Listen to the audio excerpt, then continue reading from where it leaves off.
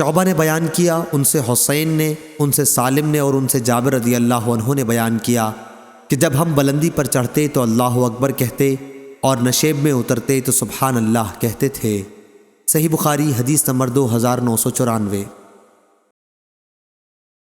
عبدالعزیز بن ابی سلمہ نے بیان کیا، ان سے صالح بن کیسان نے، ان سے سالم بن عبداللہ نے اور ان سے عبداللہ بن عمر رضی اللہ عنہ نے بیان کیا کہ جب نبی کریم صلی اللہ علیہ وسلم حج یا عمرہ سے واپس ہوتے، جہاں تک میں سمجھتا ہوں یوں کہا، جب آپ جہاد سے لوٹتے تو جب بھی آپ کسی بلندی پر چڑھتے یا نشیب سے کنکریلے میدان میں آتے تو 3 مرتبہ اللہ اکبر کہتے، فرماتے اللہ کے سوا اور کوئی معبود نہیں، وہ ایک ہے، اس کا کوئی شریک نہیں، ملک اس کا ہے اور تمام تعریفیں اسی کے لیے ہیں، اور وہ ہر کام پر قدرت رکھتا ہے۔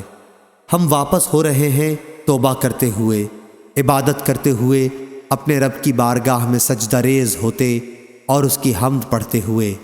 اللہ نے اپنا وعدہ سچ کر دکھایا اور اپنے بندے کی مدد کی اور تنہا کفار کی تمام جماعتوں کو شکست دے دی۔